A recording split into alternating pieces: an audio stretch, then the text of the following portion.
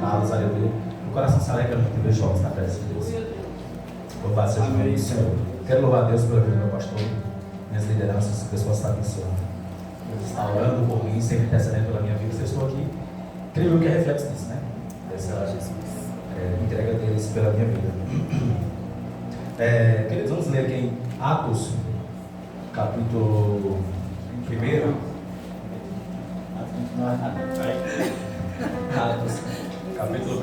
Tentar mais um pouquinho de microfone, por favor, agradeço.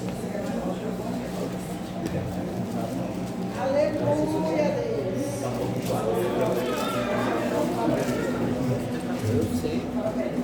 Atos, capítulo 1. Capítulo 1, a partir do verso 3. Atos dos Apóstolos.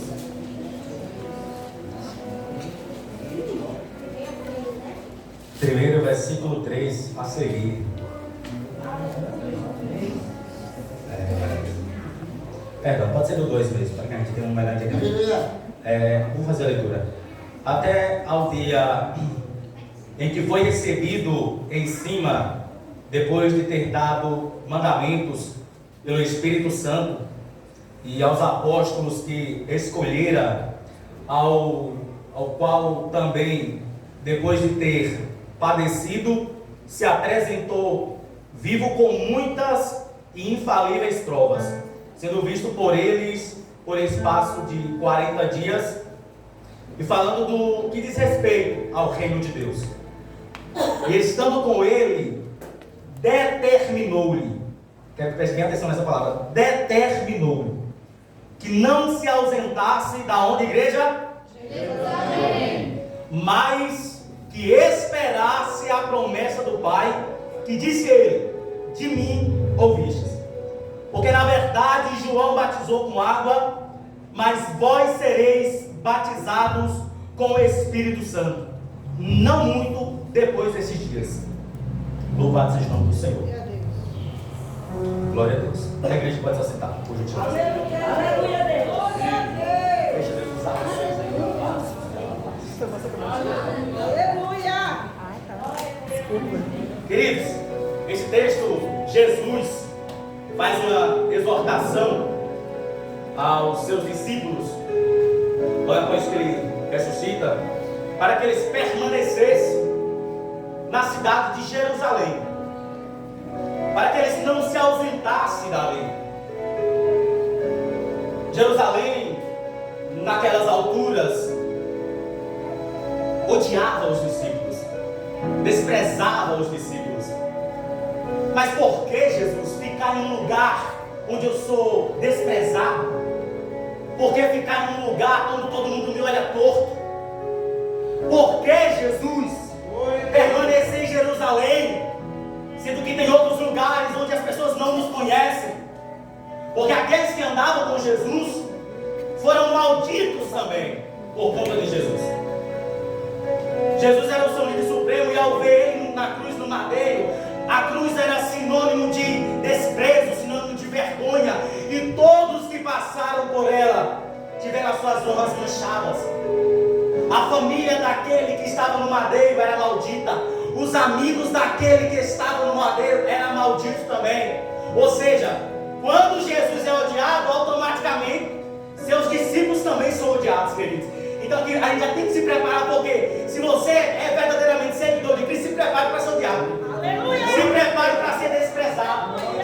Se prepare para ser olhado com o olho torto. Isso vai acontecer, eu digo para você, com frequência. Não é uma ou duas vezes, não, é com frequência. Mas há uma ordem de Jesus: fica em Jerusalém, querido. Jerusalém é o lugar da bênção. Jesus, estou sendo maltratado, humilhado, mas fica em Jerusalém. Glória a Deus, aleluia. Mas, se nós formos analisar o contexto, Jerusalém sediava 3 dos maiores eventos para os judeus, para o povo de Israel, que era a festa de Páscoa, a festa das tendas que é a festa de Pentecostes, né? E a festa de Pentecostes, querido, a qual nós também louvamos, ela nada mais em grego do que o 50º dia após a Páscoa. E nesse dia, eles levavam as primícias do campo para a igreja. Eles levavam as suas primícias para apresentar ao Senhor. E ali, aquele evento reuniria representantes de todo o planeta Terra, representantes de todas as lideranças ali. Aquele dia seria um dia mais do que especial na vida de todos aqueles que estariam ali,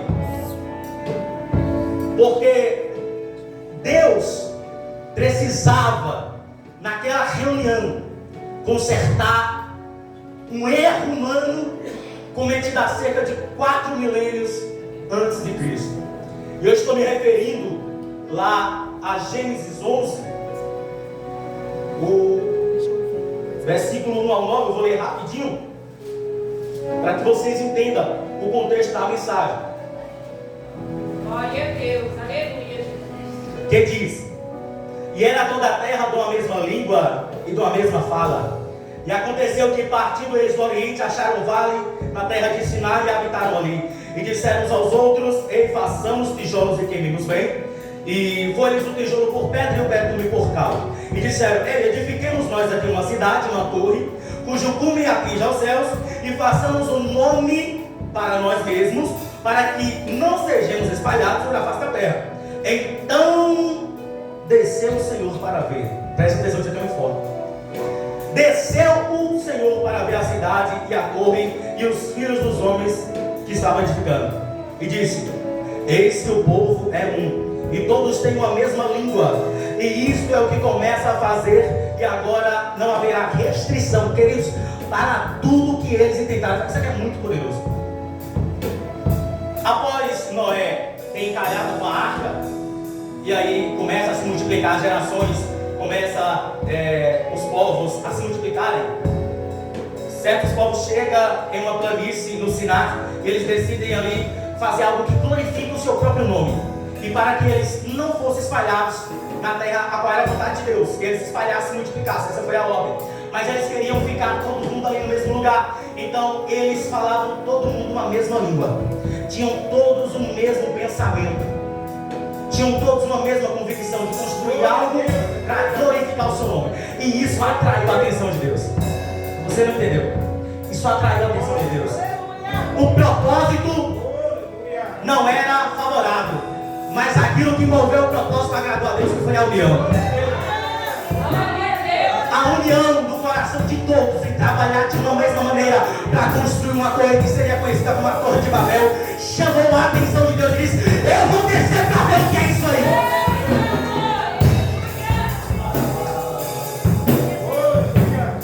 E a palavra diz que Deus desce a terra, passeia ao redor daquele projeto. Ele começa a ver cada detalhe daquele projeto sendo feito, saindo do papel e tomando forma. Mas há uma coisa que não agrada a Deus: Deus não estava no projeto. E ele disse: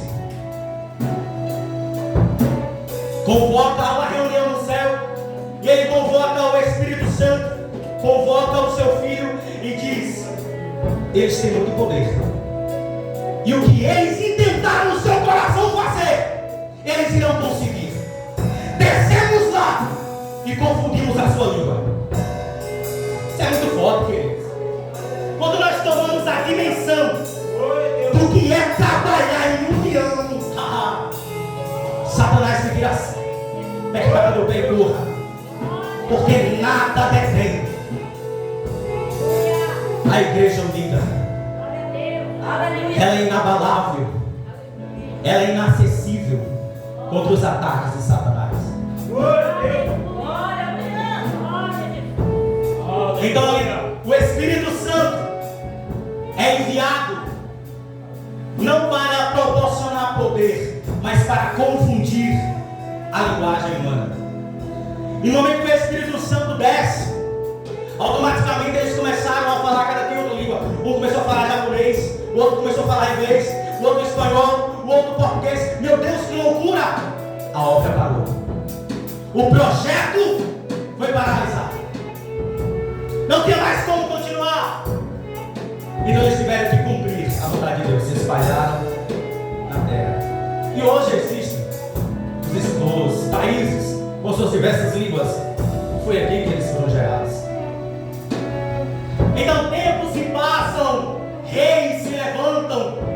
Deus levanta reis, juízes, sacerdotes, tudo para tentar fazer o povo caminhar na linhagem, tudo para fazer o povo tentar continuar obedecendo, mas o povo sempre foi fracassando, sempre foi se deixando levar. 400 anos, Deus em silêncio, o Espírito não descia, ninguém ouvia a voz de Deus. Era um culto sem graça, era uma coisa desconfortável, não ouvia mais a voz de Deus. Mas a palavra diz que mesmo lá caído em seus delitos e pecados, já estando mortos, ele olha para baixo e diz: eu enviarei a redenção, eu enviarei a redenção. Meu povo não continuará morto eternamente, eles não continuarão mortos, eles viverão, eles viverão, eles viverão.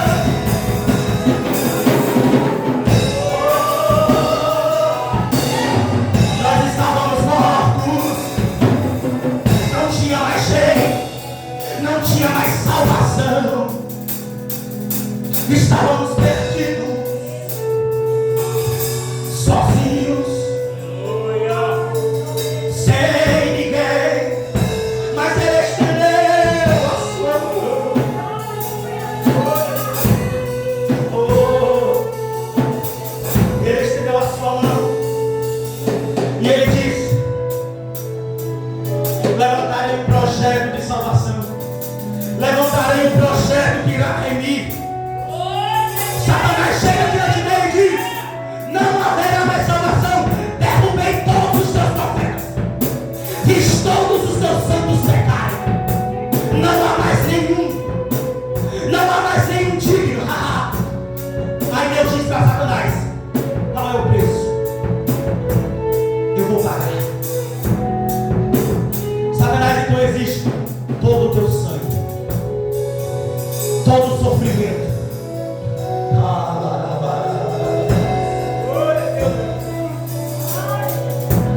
Ele despiu-se da sua glória,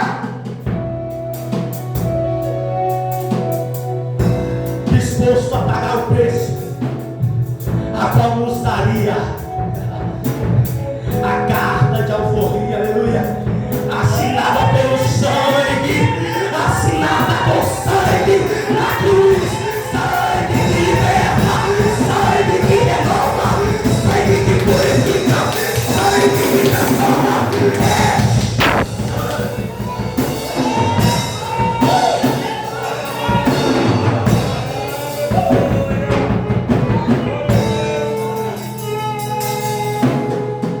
Então Jesus nasce uma mulher improvável, que ninguém dava nada, que estava em um lugar que ninguém dava nada,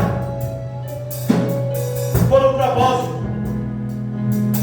Ele cresce, é obrigado a fugir para o Egito porque queria matá-lo. Ele retorna, ele começa a crescer ali, juntamente com aqueles escribas, com as pessoas que eram de grande importância, chefes da lei, sacerdotes. E ao abrir a boca, Jesus expressava muita sabedoria no falar. E eles queriam saber de onde é que vinha aquilo. Eles não entendiam porque ele estava muito tempo morto. Jesus não, o Espírito Santo não descia mais, eles não reconheciam mais.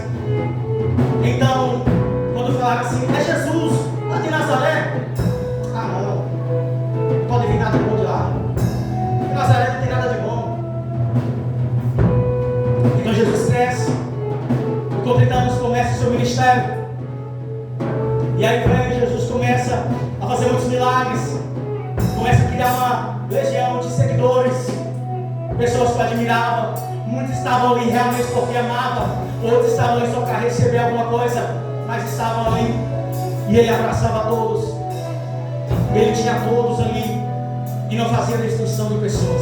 Glória a Deus, aleluia. Mas em certo momento, Jesus é levado cativo, Jesus é levado para ser morto, e ele cumpria a vontade do Pai, cumpria a vontade de Deus. Então ele é levado à cruz e é sacrificado por nós.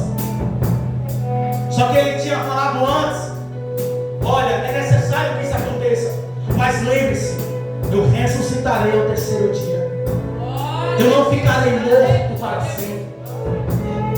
Porém, queridos, a gente vê na palavra de Deus que no momento em que Jesus é morto, numa sexta-feira, faltando 2 dias para a grande celebração da Páscoa, aí vem o sábado, o domingo ele é retirado, no caso ele é retirado da sexta, fica no sepulcro, e quando é domingo ele ressuscita.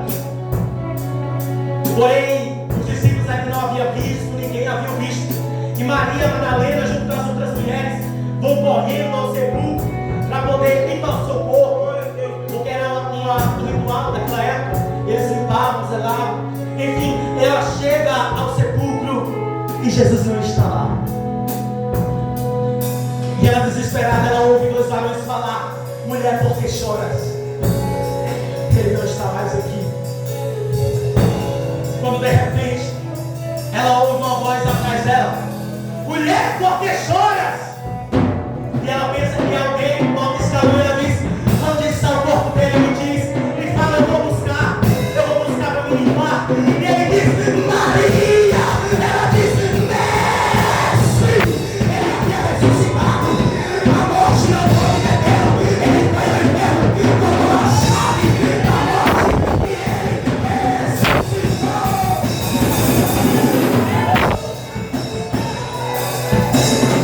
A morte não foi entendeu, não pode segurá-lo. E a partir daí, ele fala: Maria, vai e avisa aos meus discípulos que eu ressuscitei e que eu vou encontrar com eles. E nisso Maria vai e avisa, só que eles não dão crédito, eles não acreditam, porque, como se sabe, a voz da mulher naquele tempo não era tão relevante, né? Creio ser um dos fatores a qual eles não acreditam de fato. Apesar que eles estavam arrasados mesmo, eles estavam se acreditando. Eu vou trazer uma ilustração dos dias de hoje aqui na igreja, por exemplo, para que vocês possam imaginar como estavam a mente dos discípulos tão desacreditados na própria palavra de Jesus, como que ele ressuscitaria. Imagina, estamos todo mundo aqui cultuando a Deus, quando de repente entra aqui uma operação da Polícia Federal e leva o pastor Clodovírio preso, porque ele está envolvido em um sistema de tráfico de alguma coisa. Imagina aí, queridos, a gente tem o nosso pastor, que a gente tanto ama, sai daqui algemado. Não é uma cena muito bonita de se ver. Com certeza toda a igreja ficaria desapontadíssima. Todos os irmãos ficariam envergonhadíssimos, desacreditados. Meu Deus, o que é isso? Nosso pastor, nosso pastor foi levado preso, ficaríamos todos desnorteados. Assim estavam os discípulos, com medos, arrasados.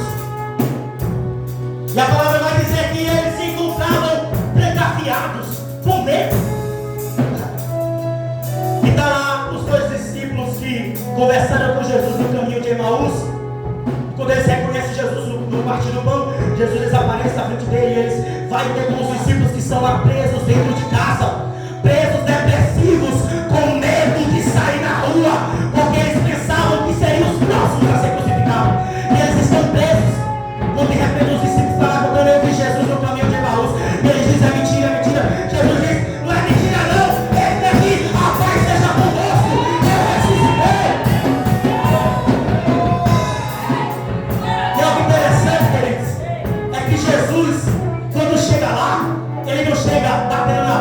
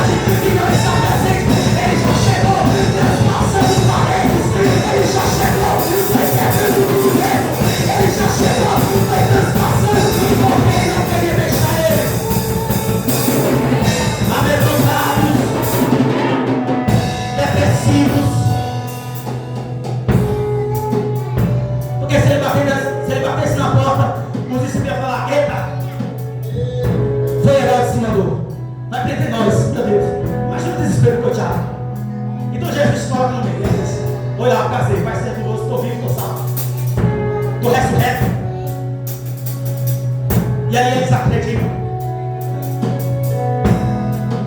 E a partir dali Jesus vai passar agora 40 dias com eles, falando a respeito do reino, e ensinando. A palavra diz que, se fosse colocar no papel todos os milagres, tudo que Jesus fez, não existiria livros que houvesse tamanhas maravilhas. E Jesus passa todo aquele tempo com eles, instruindo, capacitando.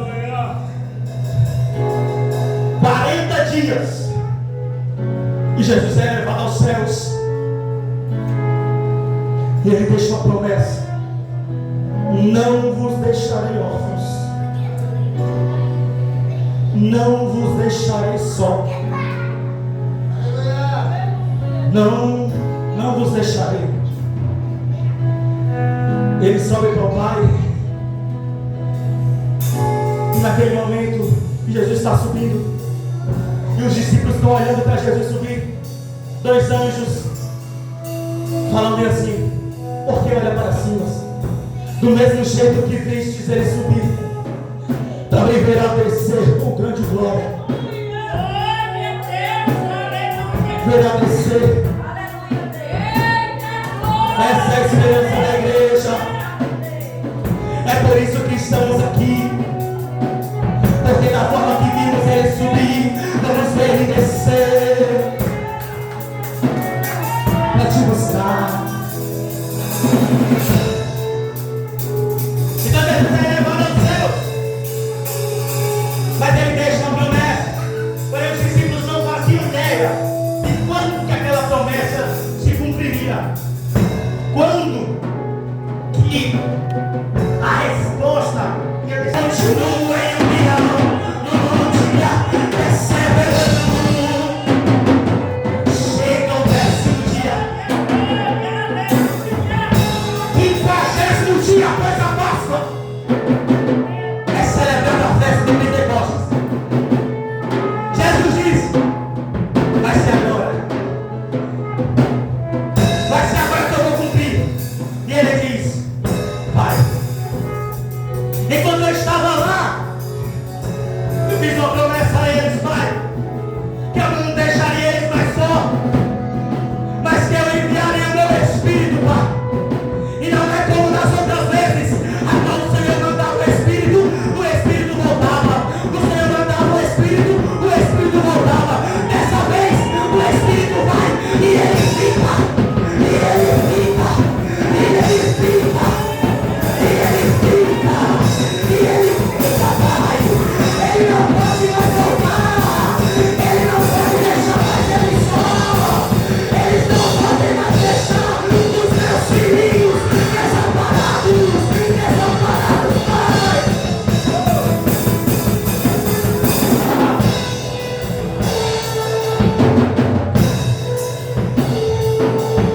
E a Bíblia diz que estavam todos assentados num lugar como este. Estavam todos assentados quando ouviram de repente um vento impetuoso e veemente que rasgava a atmosfera, descia sobre aquele ambiente com um decreto na mão. Não é pra rodar, é pra ficar, é pra ficar, é pra ficar, é pra ficar.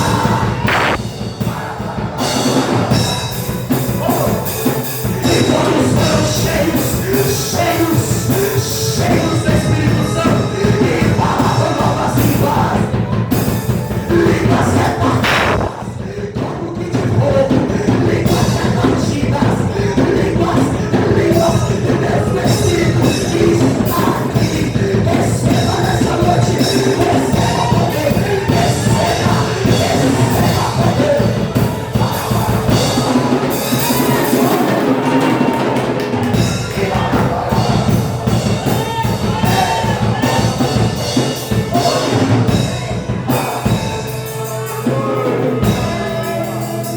Não estamos desamparados. Não estamos sozinhos, não. Isso é mentira de Satanás.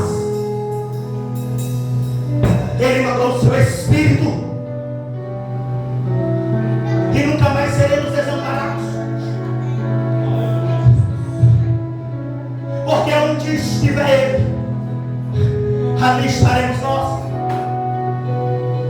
O Espírito estará no meio da terra, até que no grande dia do arrebatamento, o Espírito Santo colhe os seus e entregue na mão de Jesus nos ares. Ai, vai ser sua glória, aleluia.